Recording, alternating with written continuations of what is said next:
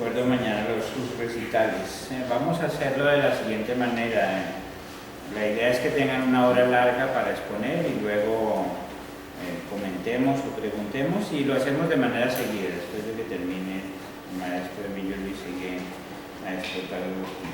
Entonces, maestro, por favor.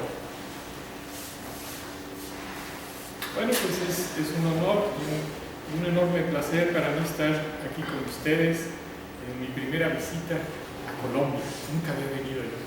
He viajado a varias partes de Sudamérica, pero es la primera vez que vengo y tengo el enorme gusto de estar aquí con ustedes.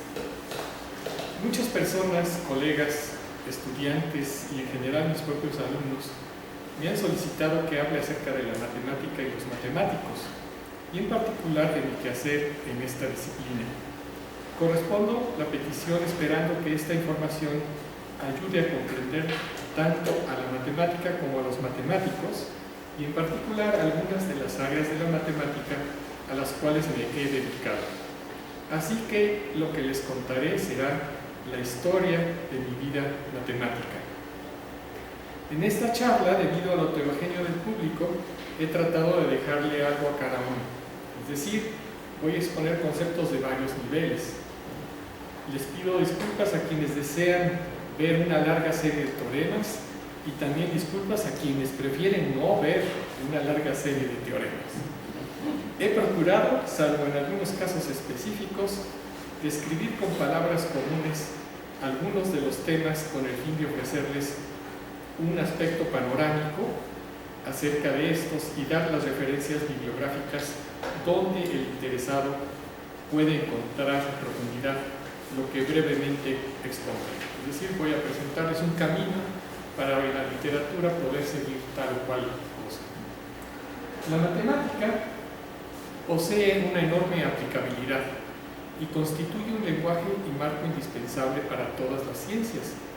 Esta es la razón por la cual no solamente unos cuantos individuos dedican su vida a ella, sino que es materia de estudio en el sistema educativo y parte de la escena social. Ciertamente, la investigación matemática es la disciplina científica más alejada del hombre de la calle, quien no posee absolutamente ninguna idea acerca de ella. Generalmente identifica a la matemática con ideas que difícilmente pudo absorber, a menudo sin éxito, en la escuela primaria o secundaria. La matemática, o lo que cree que es, le parece fría y cruda, sin vida. Incluso habla de la frialdad de los números. Difícilmente se imagina que la matemática fue creada en el pasado y sigue creándose en el presente por algunos humanos.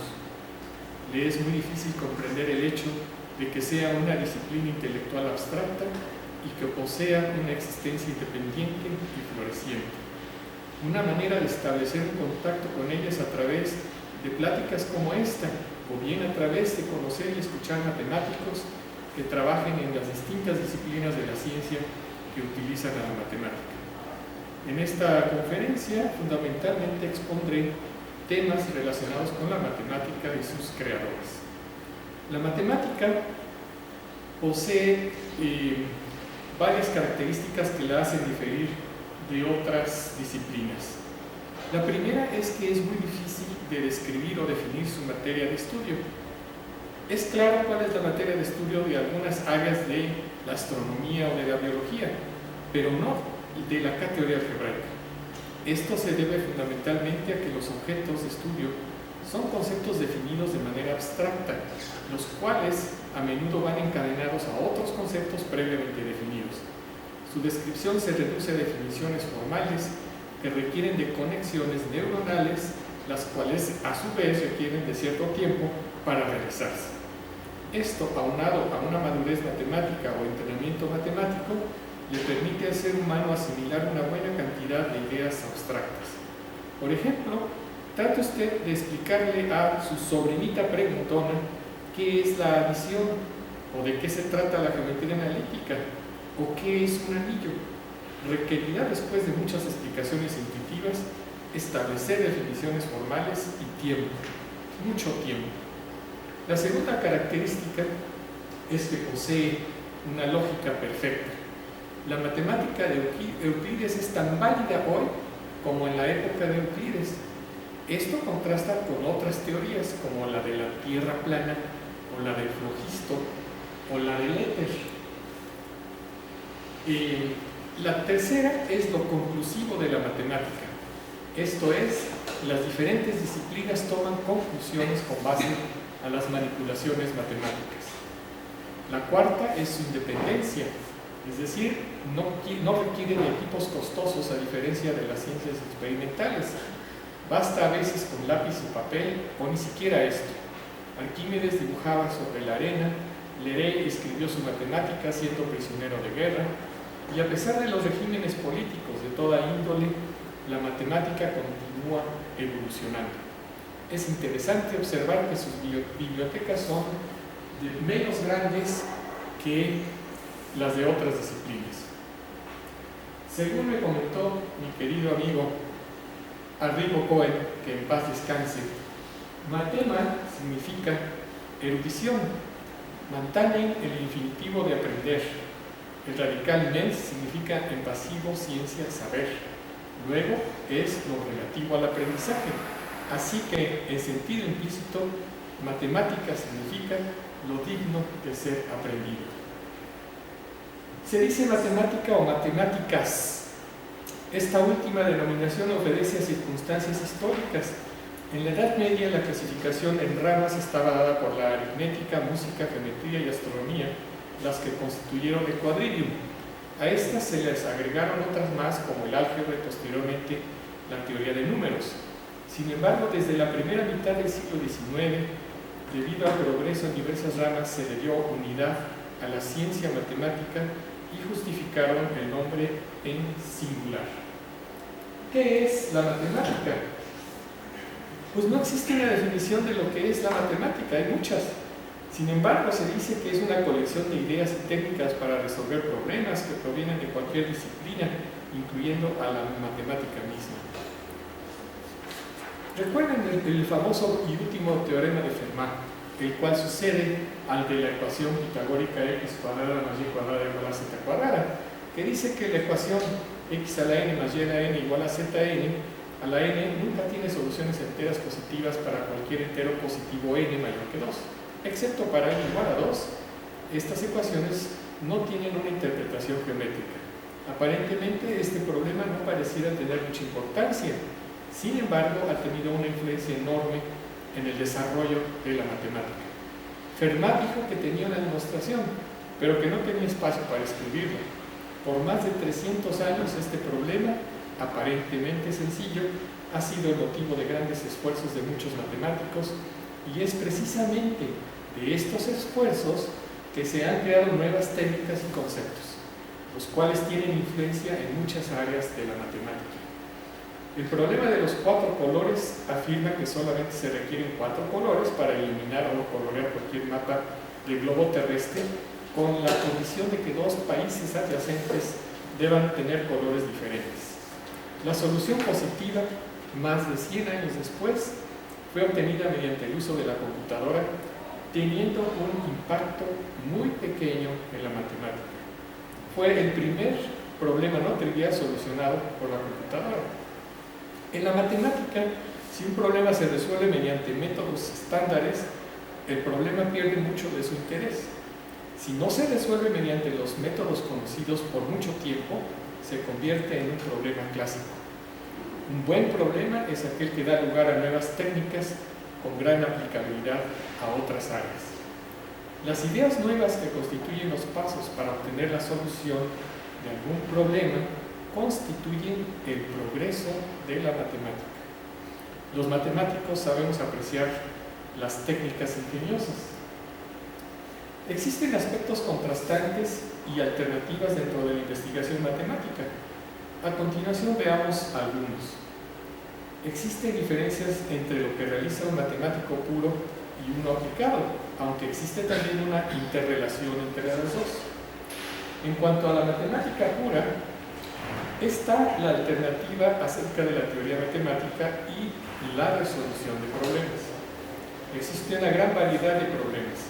Si algunos de ellos se pueden resolver mediante argumentos ingeniosos de una manera parecida, entonces decimos que tenemos un método para resolverlos.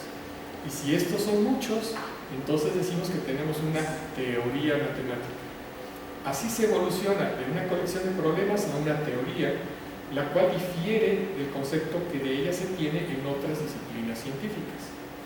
La matemática es una actividad humana y por ende hay que poderla transmitir a las generaciones siguientes, por lo cual se organiza sistemáticamente para que los que la estudien lo hagan de la manera menos dolorosa posible. Esta es la forma básica de lo que es una teoría matemática. Poincaré decía que una casa está hecha de ladrillos, pero que los ladrillos por sí solos están lejos de ser una casa. A diferencia de otras disciplinas científicas en la matemática, la innovación de nuevos métodos o técnicas constituyen la innovación, la cual es vital para el progreso de la matemática.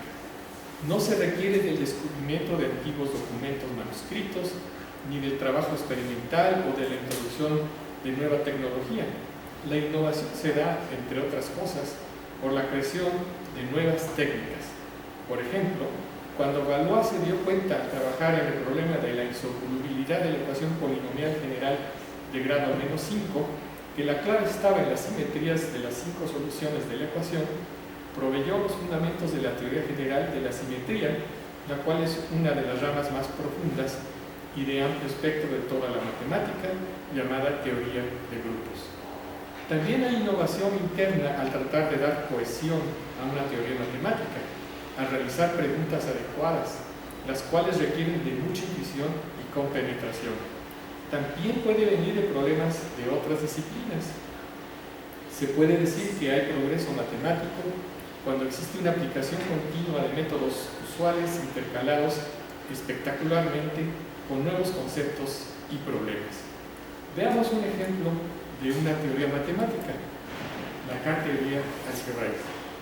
Lo que voy a mencionar en este ejemplo no necesariamente será entendible por quienes no son expertos en el área, pero la idea es presentarles un breve panorama de la K-teoría algebraica, de cómo fue su creación y sus problemas de frontera. En particular porque a mí me tocó vivirla. Me tocó vivir en esa época en que se creó la K-teoría algebraica, por eso se lo platico. A pesar de que desde principios del siglo XX era bien conocido que un monoide conmutativo, es decir, un conjunto provisto de una ley de composición asociativa con elemento neutro, sin divisores de cero, podía considerarse dentro del grupo conmutativo que genera, es hasta 1957 en que Grothendieck pensara en esto, que comienza propiamente la K-teoría. Es de esta misma manera que los enteros negativos se definen a partir del monoide aditivo de los naturales y que los números racionales positivos se definen a partir del monoide multiplicativo de los naturales sin el cero. La idea de Grothendieck fue la de asociarle a un monoide conmutativo M, un grupo conmutativo K de N, único salvo isomorfismo y un homomorfismo canónico definido de monoides phi de M K de N, tal que para cualquier grupo conmutativo G, cualquier homomorfismo de monoides F de M G se factoriza en forma única de esta manera. El grupo de Grothendieck apareció publicado por vez primera en 1958 en un artículo de Borel y Serre. Aparte de su uso en el teorema de Riemann-Roch, una de las aplicaciones más conocidas de la construcción de Grothendieck la realizaron en 1959 Atiyah y Hirzebruch. Ellos aplicaron la construcción al monoide aditivo de las clases de isomorfismo de haces vectoriales complejos con espacio base en un CW complejo X. El grupo de Grothendieck lo denotaron K0 X y definieron K menos n de X utilizando la suspensión de X para n mayor o igual que 1. La periodicidad de Bott muestra que K a la n de X es isomorfo a K a la n más 2 y fue utilizada para definir K a la n de X para n de Z. Dichos funtores constituyen una teoría de cohomología conocida como la K-teoría topológica, la cual tuvo aplicaciones importantes, entre otras el famoso teorema de Atiyah-Singer y la solución del problema de obtener el máximo número de campos vectoriales linealmente independientes sobre una esfera. Un resultado de ser generalizado por Swan en 1962 proporcionó una manera de traducir conceptos topológicos en algebraicos.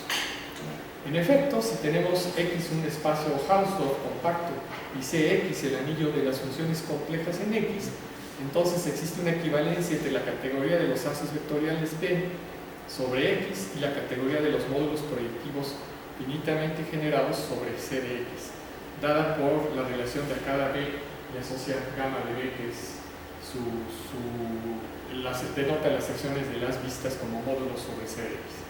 En pocas palabras, la categoría de los haces vectoriales sobre X es equivalente a la categoría de los lambda módulos proyectivos finitamente generados, donde lambda es este anillo de funciones complejas en X. De aquí se tiene una definición de K de lambda o K0 de lambda, que tiene sentido para cualquier anillo lambda, como el grupo de Grothendieck de la categoría de los lambda módulos proyectivos finitamente generados. Así, K0 de lambda es, entre otras cosas, una herramienta útil para investigar la estructura de los lambda módulos proyectivos. Por ejemplo, considere usted el problema propuesto por Serre en 1955, el cual, ya reformulado algebraicamente, decía: son libres todos los módulos proyectivos finitamente generados sobre este anillo de polinomios.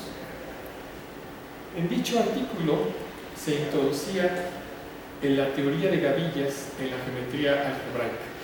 Existen bellos paisajes matemáticos que llevaron a probar esta conjetura. Finalmente, 20 años después, independientemente por los matemáticos Quillen y Suslin, los intentos por resolver esta conjetura de Serre en los años 60 dieron lugar al nacimiento de otra área, la K-teoría algebraica. O sea, los intentos dan lugar al nacimiento de un área de la matemática. Una de las metas de la K-teoría algebraica fue la de proporcionar técnicas e ideas para atacar el problema de Serre. A pesar de que la solución final de la conjetura en forma afirmativa no dependió de la K-teoría algebraica, como decía Zoulé, que era una pirámide de esas mexicanas sin la parte superior, porque no, la K-teoría fue creada para eso, pero no resolvió la conjetura de Serre, no disminuye para nada la gran influencia que tuvo en el enorme desarrollo que ha alcanzado con mayor relevancia que la esperada. En 1964, Hyman Bass, a quien quizás algunos recuerden como presidente de la American Mathematical Society entre el año 2001 y 2002, y que coincidió con mi presidencia de la Sociedad Matemática Mexicana en el 2001, y a quien yo conocía desde que era yo estudiante de matemática. Atendió mi invitación a presidir conmigo la inauguración del quinto Joint Meeting con las dos sociedades matemáticas, pues él definió el funtor K1 utilizando el diccionario que relaciona conceptos algebraicos con topológicos. Resultó que dichos grupos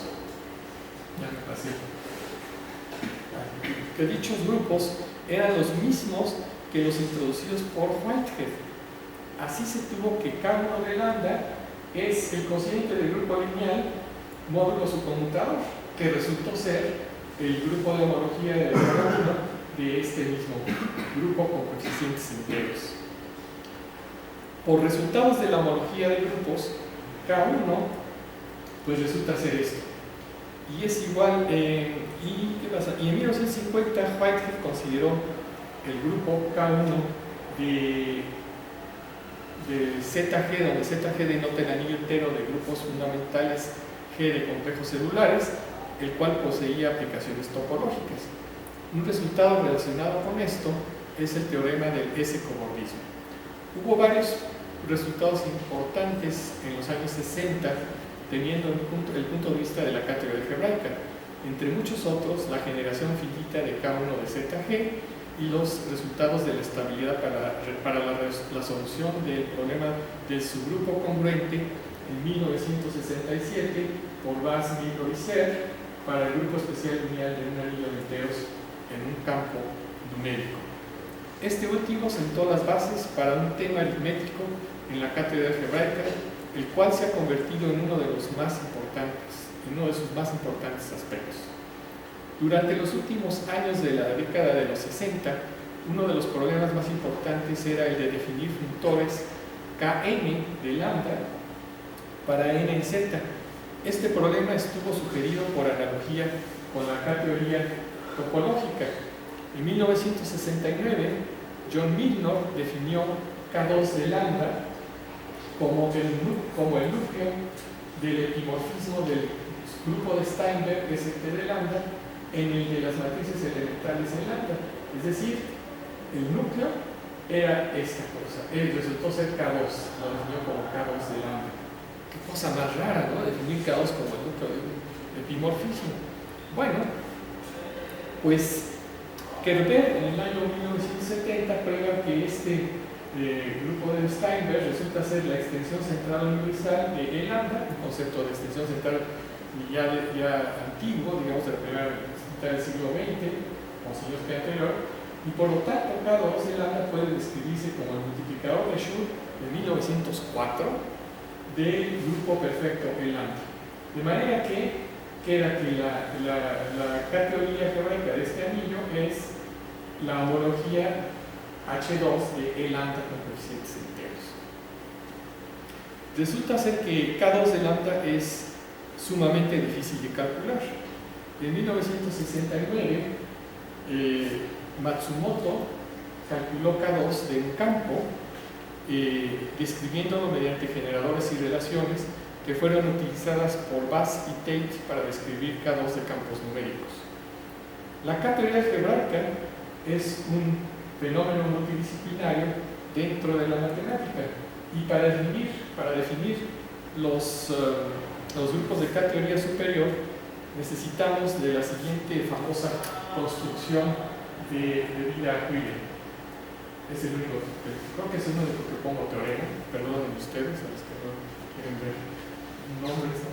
El teorema es una construcción muy importante que dice que si tengo un CW complejo X con X como punto base P, N es un grupo normal perfecto de este grupo fundamental, entonces existe un espacio X más y una transformación F de X en X más, en inglés dice plus construction, X más, tal que cumple que pi1 de F incluso un isomorfismo entre estos grupos, este cociente.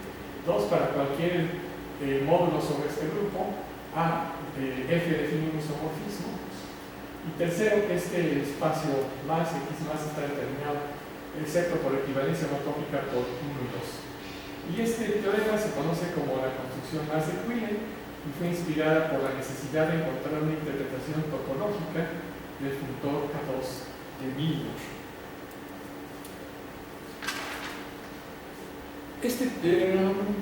La idea de la demostración de este teorema es la de adjuntar 2 células para aniquilar N y 3 células para neutralizar el efecto de las 2 células en homología. Quillen en los años 70 definió para I mayor o igual que 1 el iésimo K-grupo algebraico del anillo lambda como Ki de lambda igual a Pi de BGN lambda plus.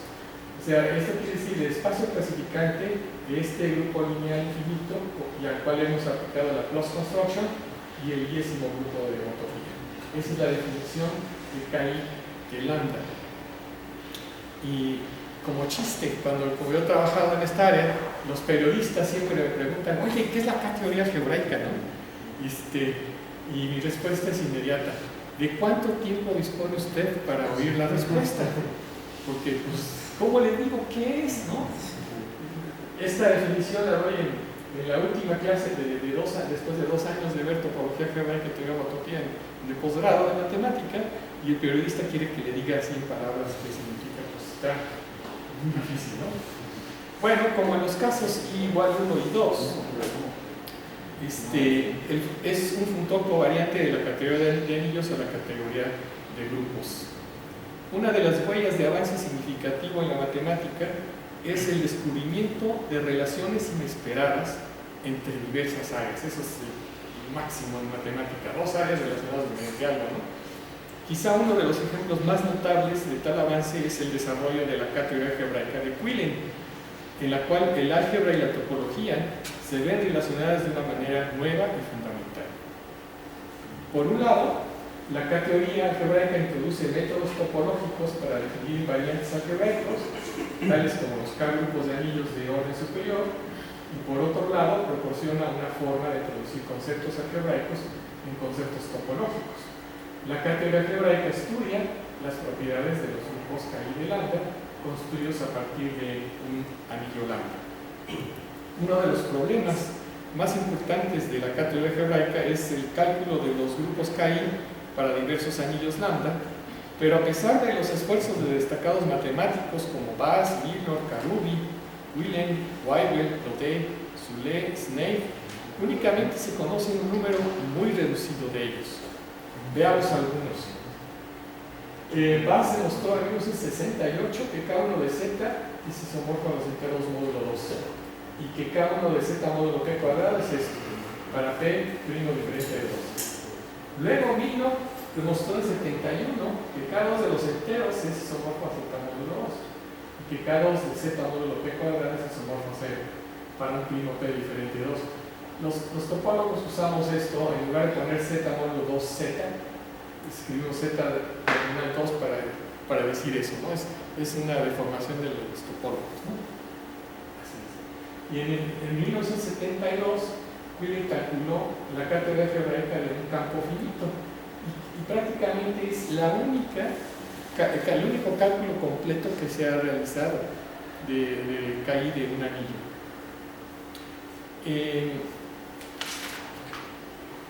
Lee y Charba encontraron en el 76 que K3 de los enteros era isomorfo a Z módulo 48.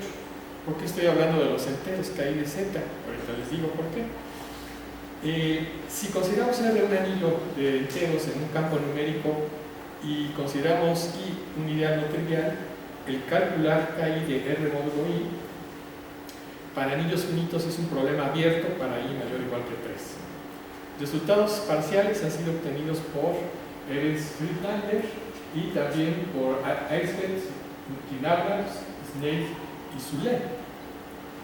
Pueden ver ustedes algunos cálculos que hicimos en aquellos años, los que estábamos ahí anunciados, y en estos libros es una referencia para que esté interesado en ver qué sucede ahí. En este libro que publicamos ahí, Algebraic Theory and Overview, se trata uno de los problemas más importantes que todavía no tiene solución desde los años 70, que es el cálculo de KI de Z de los enteros para toda ella. Si se resuelven dos conjeturas, la de Quillen-Lichtenbaum y la de, ahora se va el nombre del otro, entonces ya se tiene KI de Z. Lo escribió mi amigo Chuck Weibel, ya es compuesto que es cada KI de Z. Pero hay que resolver las conjeturas, de manera que si quieren ustedes ganarse la medalla Fields, resuelvan las dos conjeturas y ya está. Se darán. Luego, para estudiar un poco esta categoría, hay que estudiar álgebra homológica. Y escribí un libro sobre álgebra homológica y cohomología de grupos, que son, digamos, lo que hay detrás para poder decir algo con respecto al cálculo de los K-grupos algebraicos. Esta es la segunda edición, que es de libre acceso, ya en la página de la Sociedad Matemática Mexicana, y ya está, ¿no? Ya pusieron bien la liga, por cierto. ¿Ya? Sí, bueno, ya pude entrar a la página sí. de la CMM, porque me acuerdo que hubo un tiempo en que no estaban. Sí, en cada bienio que cambia el presidente entra el arte personal de gobernar, ¿no? Entonces, bueno, este es otro libro que escribí donde aparece la cátedra algebraica clásica, que se refiere al caso de K1 y K2, que es parte del álgebra lineal. Es decir, la cátedra algebraica clásica es parte del álgebra lineal general, y por eso aparece en este libro y se estudia el curso elemental de álgebra lineal, y también está metida en las publicaciones electrónicas de la Sociedad Matemática Mexicana, y es de libre acceso y pueden bajar gratis. Después está como como resultados más recientes e importantes en esta rama son la demostración de la conjetura de Milnor por Vladimir Vojevodský, la cual establece para un campo de característica distinta de 2 la existencia de un isomorfismo de la K-teoría de Milnor, tensor Z, módulo 2, con la cohomología de Galois del campo con coeficientes enteros, módulo 2. El caso para P distinto de 2 se conoce como la conjetura de Bloch-Kato y ha sido probada por Vojevodský y Rost.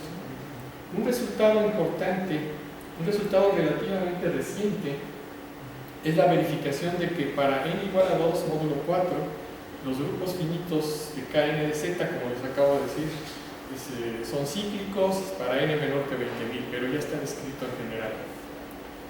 Es de notarse que los creadores de la K-teoría algebraica han sido galardonados con la medalla Fields, a saber, Serre en 1954, Milnor en 62, Gottlieb en 66, Atiyah en 66, Will en 78, Alan Kohn en 82 y Vojevodský en 2002. Para quien esté interesado en la K-teoría algebraica, les comento que para adentrarse en ella, además hay que estudiar el material de mis libros, hacer estudios en teoría de homotopía, topología algebraica, teoría de categorías y geometría algebraica, entre otros. Como lo he expresado en múltiples ocasiones, la matemática es una bella arte y una ciencia. Para los matemáticos, la belleza y la verdad tienen igual estima.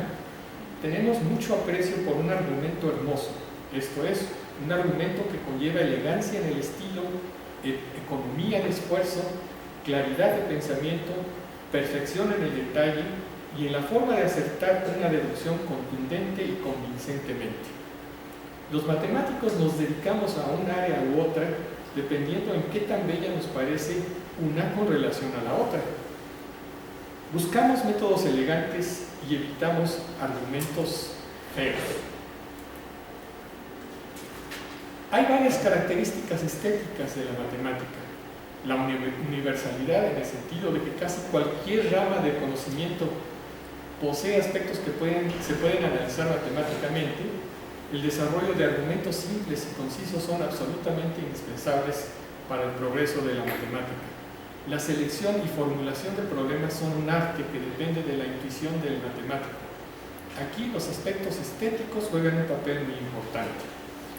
Poincaré describe a principios del siglo XX que una demostración matemática no es una simple yuxtaposición de silogismos, sino silogismos colocados con cierto orden y que el orden en que son colocados es mucho más importante que los silogismos por sí solos.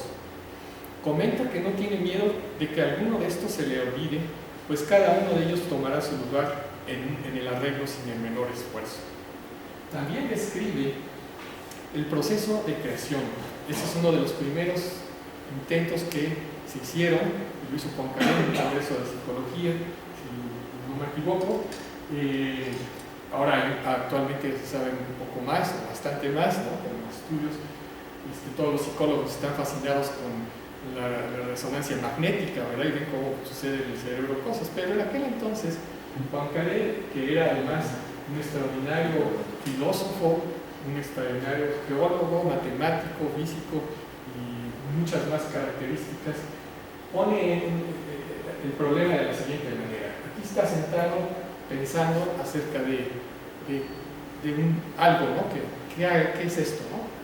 En el siguiente cuadro aparece Poincaré picando piedra, porque era geólogo, y cuando menos se lo espera, la feliz idea brota. Ya tengo la respuesta al subirse o bajarse de un tranvía, que ya había tranvías, y finalmente Poincaré se sienta y escribe lo que estaba pensando, la solución, ¿no? Todos los que hemos trabajado en matemática de alguna manera nos ha pasado esto. Al despertar en la mañana o cuando estás bañando, pues era trivial, porque Pero con cosas menos glamorosas que ir a hacer geología. Pero con cosas menos glamorosas que ir a hacer geología. Sí, bueno. Mucho menos. Pero si se fijan ustedes, imagínense a Beethoven sentado en su piano. Beethoven le costaba mucho encontrar los motivos adecuados para escribir sus composiciones. Entonces voy a exagerar, supongo que tengo 2 notas, sol y mi bemol, ¿no? ¿Cómo le hago para él? Entonces se iba, en vez de picar piedra, entonces iba a caminar con las manos aquí atrás, así, en los bosques de Viena, ¿no? De repente regresa, dice su piano, dice, ya lo tengo, ¿no? Y se regresa a su piano y se pone a escribir. Dice, la primera nota 3 veces y la segunda 1. Ya está el motivo y fue un éxito hasta la fecha. El motivo sol, sol, sol, mi, ¿no? Quinta sinfonía. Pero el arte está en qué? ¿Qué hacer con ese motivo? Entonces, ¿cómo desarrolla él ese motivo musical? Sol, sol, sol, mi, es una manera fantástica, ¿no? Entonces, eso es ese proceso creativo muy de esa época, pero que ilustra muy bien cómo la música y la matemática se crean de una manera semejante, o el que la crea pasa por esos procesos. Claro, es mucho más complejo, ahora ya se saben más cosas, ¿no? También describe, a manera de broma, entonces, pareciera ser que Poincaré creaba matemática al subirse o bajarse del tranvía. Además, recomendaba tomarse 2 baños de agua caliente para estimular la investigación matemática. Muchos matemáticos beben café transformándolo en teoremas. También he escuchado que la matemática se hace caminando. Es decir, cuando se dejan las ideas en el inconsciente, que ahora ya se ve que esas cosas ya pasaron de moda, y de repente ocurre una feliz idea, la cual es quizá una serie de conexiones neuronales que tienen lugar en el tiempo, las cuales se logra mejor cuando no interviene un acto consciente demasiado fuerte que las impida. Hay una distinción entre formalismo y rigor matemáticos. En la matemática formal, uno crea matemáticas sin preguntarse demasiado acerca del significado, mientras éste dé el resultado correcto. Uno sigue adelante sin preocuparse demasiado por el rigor matemático, esperando que en el futuro este sea provisto. De eso estábamos platicando ayer con el teorema de Escher de Mazzola, ¿no? Que cuando una de mis alumnas hizo la prueba completita, me preguntó Guerino, ¿y estaba bien? Porque la asumía que estaba bien, ¿no? Pero a ver, escríbela, ¿no? Entonces lleva unas cuantas páginas. En la matemática, una tesis completa. En la matemática hay que insistirlo para no perderlo de vista. Es esencialmente una actividad humana y nuestra meta no solamente es inventarla, sino transmitirla. Así, el rigor matemático debe existir. Si no se tienen bases sólidas, cualquier construcción basada en ellas podría caer. Existen matemáticos que se especializan lo más profundamente posible en un área o un campo, y otros que adquieren una gran cultura matemática, tan amplia como sea posible. Los 2 tipos de matemáticos existen y son necesarios. Sin embargo, muchos recomendamos, entre ellos, a los jóvenes que comiencen por obtener una cultura matemática lo más amplia posible y luego sumergirse en un tema. Esto es debido a que la esencia de la matemática, como mencioné hace rato, es la de juntar campos aparentemente disímiles. Después de todo, la matemática es el grado máximo de abstracción, el cual tiene aplicación en toda disciplina que se precie de llamar ciencia. La actividad a la cual la matemática encuentra aplicaciones fuera de su propio campo se le acostumbra a llamar matemática aplicada. La matemática aplicada es automáticamente multidisciplinaria e ideal y probablemente debería realizarse por alguien cuyo interés primario no es la matemática. Sin embargo, encontramos que es mucho menos difícil que una persona que adquiere una formación matemática se adentre en otras disciplinas. Esta es una gran ventaja para los estudiantes egresados de una licenciatura de matemática. Vamos a ver un ejemplo. La teoría matemática de la música. Actualmente es perceptible que en las últimas 3 décadas o 4 hubo una gran tendencia en la matemática de realizar no solo aplicaciones, sino hacer matemática nueva en una gran variedad de campos del conocimiento. Y el campo de la música no ha sido la excepción, aunque ya se daba esto en la música desde la época de Pitágoras. Recuerden que musicología es el nombre adoptado de francés que está ahí puesto para yo no pronunciarlo, para referirse al estudio escolástico de la música. Viene del alemán, también ese que está aquí, que significa ciencia de la música. Hacer musicología no es fácil. La musicología carecía de un marco conceptual estable. Se dice que es muy difícil comenzar a hacer musicología y navegar dentro de un marco conceptual seguro. En la musicología tradicional existe el problema estándar del encapsulamiento. Se da un postulado encapsulado y se previene de cualquier acceso a la presunta complejidad escondida. En la matemática, el acceso a la complejidad es posible y su realización eventualmente da penetración en el concepto, mientras que en el encapsulamiento musicológico, los intentos apuntan al vacío, generalmente mediante el rompimiento de un flujo de información, mediante un oscuro camino que pretende ser racional, ornamentado con metáforas, transformando un posible concepto profundo en un campo misterioso, es decir, transformando ciencia en fábula. En uno de los libros de musicología tradicional más ambiciosos, los discursos de las partes importantes se basan en un listado casi infinito de referencias externas. Deseo mencionar uno de los proyectos más interesantes que actualmente se desarrollan en este campo, y me refiero a la teoría matemática de la música de Guerino Mazzola. Guerino Mazzola es un suizo de ascendencia italiana. Sus abuelos fueron nacidos en Italia, pero él nació en Suiza, porque mucha gente no sabe, ¿no? Como muchos suizos, ¿no? Como muchos suizos, ¿no? Sí.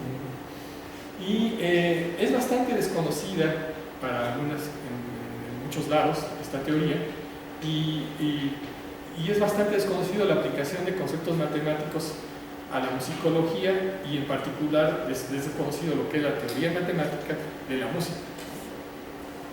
Comenzó hace 3 décadas, y una de las principales metas de la teoría matemática de la música es el de desarrollar un marco científico para la musicología. Este marco posee un fundamento a campos científicos establecidos. Posee como fundamento a campos científicos establecidos. Incluye un lenguaje formal para los objetos y relaciones musicales y musicológicas. Aquí estamos, Guerino y yo, todavía con pelo negro.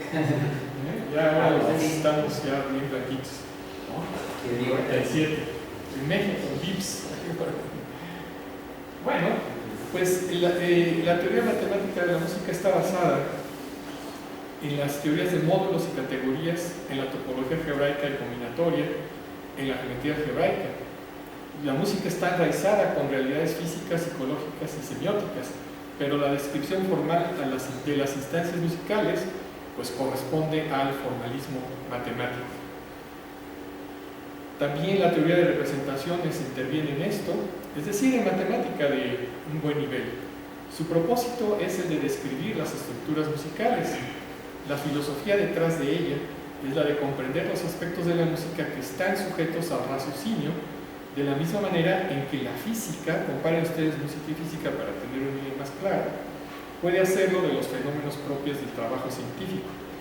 Esta teoría está basada en un lenguaje adecuado para manejar los conceptos relevantes de las estructuras musicales, en un conjunto de postulados o teoremas con respecto a las estructuras musicales sujetas a las condiciones definidas, y en la funcionalidad para la composición y el análisis con o sin computadora. Mazzola, en un magnífico artículo panorámico, Towards Big Science, cita los elementos de Pierre Boulez de un programa de los años 60 que tiene la intención de que las artes y la ciencia se reconcilien. Pues yo digo, no nada más ellos, sino también los artistas y los científicos. Mazzola continúa: la música es una creación central de la vida y pensamiento del ser humano, que actúa en otra capa de la realidad que la física.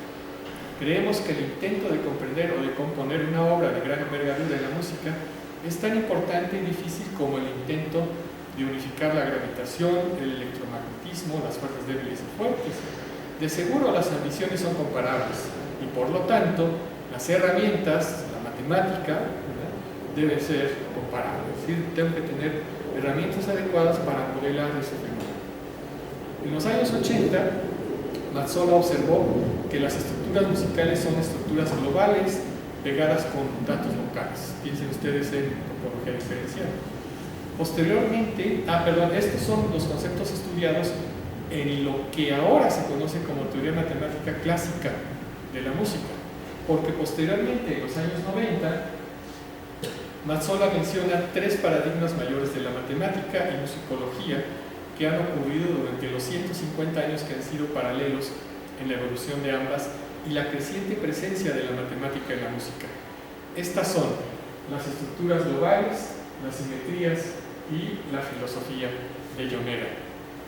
La primera quiere decir, en las palabras, que las estructuras localmente triviales se pueden juntar de configuraciones estéticas válidas si éstas se pegan de una manera no trivial. La segunda, las simetrías y los fractales son utilizados en la composición, aparecen también en la naturaleza y en la matemática, juegan un papel crucial como también en la física. En cuanto a la tercera, la filosofía de Yoneda, en palabras dice que para comprender un objeto dé vueltas alrededor de él. Esto quiere decir entendimiento mediante el cambio de perspectivas. En matemática, este lema de Yoneda tiene importantes aplicaciones en el álgebra homológica, en la topología algebraica, en la geometría algebraica, solamente para mencionar algunas. Dice que un objeto matemático puede clasificarse, salvo isomorfismo, por su funtor. En música, la partitura es solamente su primera vista y junto con todas sus interpretaciones constituyen su identidad, lo que mencionábamos en la charla de ayer. Qué maravilloso punto de vista para ambos, intérprete y audiencia. Dejan de lado la estéril competencia fuera del arte y de la ciencia, como si estas fueran, algunos los consideran como juegos olímpicos. La filosofía de Yoneda dice, todas estas vistas son válidas, ahí están. Clasificar quiere decir la tarea de comprender totalmente un objeto. Esto es el lema de Yoneda en su completa implicación filosófica. El comprender obras de arte quiere decir sintetizar todas sus perspectivas interpretativas. Hace 18 años, en su artículo Status Quo 2000, el cual hemos apreciado mucho que fuese presentado al mundo en México durante una exposición plenaria espléndida en la ciudad de Saltillo, dentro del Congreso de la Sociedad Matemática Mexicana de ese año, explica a Guerino Mazzola por qué el acercamiento de su modelo teórico geométrico de ese tiempo evolucionó a un marco que es apropiado para muchos problemas musicales.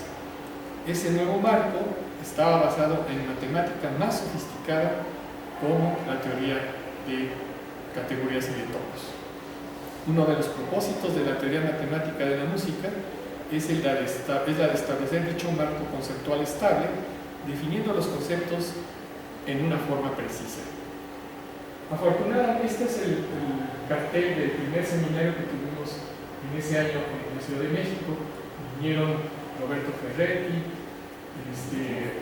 Andreas Neske, desde luego Guerino Mazzola, Thomas Noll y otros más, ¿no? Y participaron algunos mexicanos también. Y lo hicimos tanto en la Facultad de Ciencias como en la Escuela de Música, de aquel entonces ahora es Facultad de Música. Y fue muy exitoso porque ambas comunidades se ligaron por primera vez en México. En el cubo topográfico ofrece una herramienta compleja que puede proporcionar profundidad del tipo del que se cuenta en la matemática. Por lo tanto, la musicología debe de tener ante todo libre acceso a la complejidad encapsulada. No es posible cultivar regiones del conocimiento privado e inaccesible. Las 4 actividades relacionadas con la música son la producción, la recepción, documentación y comunicación. Guerino Mazzola las visualiza en un tetraedro y por supuesto que no es la única posible interpretación o clasificación, pero esta es una primera donde se tiene un lugar suficientemente grande para mostrar la inmensa variedad de perspectivas cuando tratamos con la música. Cada actividad tiene una importancia de por sí, pero es cuando están juntas que son las necesarias para comprender el fenómeno musical. Los dominios fundamentales científicos requeridos para relacionar las actividades descritas incluyen la semiótica, la física, la matemática y la psicología. Tenemos una representación mediante este tetraedro imaginario para visualizar en forma sinóptica la situación general donde puede contestarse la pregunta de qué se trata la música. Es fundamental enfatizar que mientras quien emplee métodos matemáticos, lógicos o computacionales en la música dice no tiene que ser doctor en filosofía de la música, sí es necesario que tenga una orientación dentro de la compleja ontología de este arte. Tanto en la música como en otras áreas de conocimiento se ha comprobado, atestiguado, cómo la precisión de la matemática, junto con un conocimiento deficiente acerca de la ontología del área de aplicación, provoca un dogmatismo. Injustamente, luego se le suele atribuir o responsabilizar a la matemática por este problema y no cuestionar la falta de capacidad de hacer nexos de quien la aplica. Entonces hay que tener cuidado, hay que tener conocimiento amplio de lo que es el área donde se va a aplicar la matemática, si no pueden obtenerse mentiras. En la teoría matemática de la música ofrece un modelo ontológico, y ya no voy a hablar mucho de esto, porque ya se habló en la plática anterior y probablemente Octavio va a hablar de esto. Este es un resumen de algunas de las cosas que acabo de decir. Se agrega una cuarta dimensión donde intervienen los hechos, los procesos y los gestos, y ya también ha hablado Juan Sebastián en su espléndida conferencia ayer y en su examen ayer. Y mencionarles un poquito esto porque la gente me pregunta, bueno, ¿por qué estudia gestos? Porque asocian gestos con muecas. No, la palabra gesto en el diccionario de la Real Academia Española significa movimiento del rostro, de las manos o de otras partes del cuerpo con que se expresan diversos afectos de ánimo. También puede ser un movimiento exagerado del rostro por hábito o enfermedad, o una construcción burlesca del rostro, en fin, todas estas acepciones.